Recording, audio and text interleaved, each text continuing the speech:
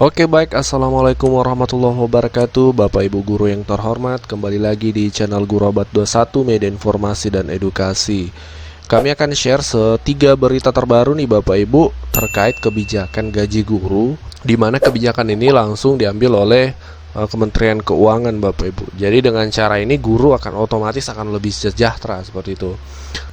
Oke, kita mulai pembahasannya Bapak Ibu. Jadi kabar yang pertama adalah guru P3K termasuk yang lulus tahun ini. Saat ini tahun 2021 ada seleksi besar-besaran guru P3K. Yang lulus itu nanti tetap akan menerima gaji 13 dan gaji 14 di tahun 2022, di tahun depan Bapak Ibu. Jadi ini dipastikan pertama kali tentunya teman-teman yang tadinya honorer kemudian lulus P3K meskipun bukan PNS itu menerima gaji 13 dan 14 Bapak Ibu. Gaji 14 ini THR ya, sebelum lebaran seperti itu. Gaji 13 ini sebelum tahun ajaran baru. Jadi tahun depan itu P3K akan menerima lagi. Sumbernya dari mana? Kami jadikan acuan tahun ini, kebijakan tahun ini, di mana bukan hanya PNS yang menerima gaji 13 dan 14 tapi juga P3K. Kita buka acuannya Bapak Ibu. Nah ini peraturan langsung ya, Peraturan Menteri Keuangan Republik Indonesia nomor 42 PMK 05 2021. Ini jadi peraturan ini langsung dari Kementerian Keuangan. Ini tentang gaji 13 dan gaji 14 atau THR ya di tahun 2021. Kita to the point ke pokok pembahasan kita itu di pasal 2 dijelaskan bahwa kita to the point ke pasal 2 Bapak Ibu. Nah ini, pemerintah memberikan tunjangan hari raya dan gaji 13 tahun 2021 kepada ASN, pensiunan ya, kemudian penerima tunjangan dan seterusnya. Di pasal 3 dijelaskan bahwa yang termasuk aparatur negara itu adalah yang pertama PNS dan CPNS. Nah, di bagian B ini dijelaskan Bapak Ibu ya, di P3K. Nah, Bapak Ibu bisa lihat di sini P3K di bagian B. Jadi tahun ini tahun 2021 bukan hanya PNS lagi yang menerima gaji 13 dan THR ya, tapi termasuk juga P3K. Nah, tentu tahun depan 2022 kebijakan ini akan sama ya, di mana bukan hanya PNS dan tapi juga P3K seperti itu. Karena P3K ini salah satu memang dari bagian dari aparatur sipil negara. Nah, ini kabar baik yang pertama yang tentu akan meningkatkan kesejahteraan guru seperti itu. Nah, kita lanjut ke kabar kedua Bapak Ibu, yaitu guru P3K itu juga menerima tunjangan sertifikasi guru atau tunjangan profesi guru. Banyak nih teman-teman yang meragukan untuk daftar P3K kemarin ya, karena mengira bahwa ketika guru jadi P3K maka tunjangan sertifikasinya hilang ya. Nah, itu kami jelaskan secara detail dengan berbagai sumber bahwasanya P3K itu tetap akan menerima gaji 13. Tunjangan sertifikasi bahkan bisa meningkat karena kan selama jadi honorer, tunjangan sertifikasi itu adalah 1.500.000 per bulan Bapak Ibu. 1,5 juta ya per bulan. Nah, bisa jadi nanti ketika Bapak Ibu menjadi P3K, tunjangan sertifikasinya itu adalah sesuai dengan gaji pokoknya, sama dengan PNS ya. Jadi tentu akan terjadi peningkatan. Nah, apakah sudah ada regulasi atau acuan yang menjelaskan bahwa 2022 ini guru P3K dapat tunjangan sertifikasi? Nah, kami punya sumbernya Bapak Ibu. Kami cari sumber yang valid untuk disajikan ke Bapak Ibu. Kami buka sumbernya. Nah, ini Bapak Ibu, kebijakan dan alokasi khusus tahun 2021 ini sosialisasi dari pihak Kementerian Keuangan. Jadi kami menemukan atau mendapatkan slide paparannya yang dipaparkan pada 19 Mei 2021 Bapak Ibu. Kita to the point ke pokok pembahasan kita itu di bagian dana alokasi non fisik, dana alokasi khusus non fisik.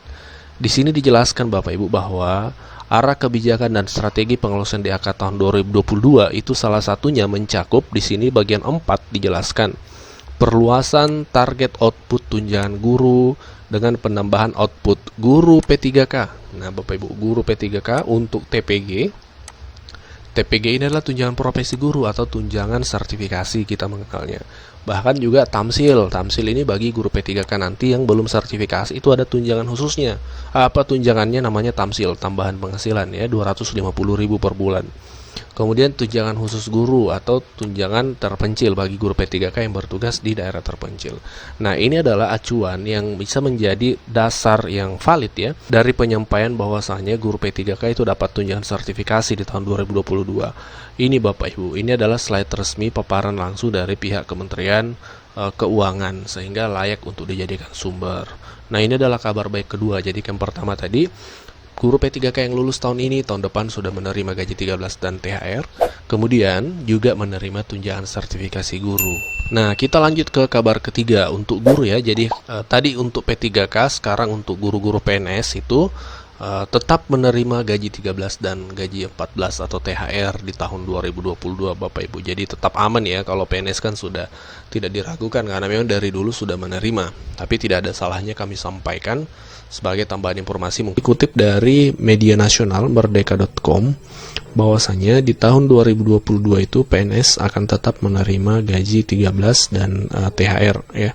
Kita biasa mengenalnya dengan tunjangan hari raya atau gaji 13 Bapak Ibu. Kenapa perlu disampaikan setiap tahun? Karena ini adalah sifatnya tunjangan, bukan gaji pokok, sehingga bisa saja tahun ini ada, tahun depan tidak ada THR dan gaji 13. Nah, beruntungnya kabar baiknya adalah di pembacaan nota keuangan kemarin sebelum 17 Agustus itu ada tercantum THR dan gaji 13 untuk PNS di tahun 2022 tahun depan Bapak Ibu.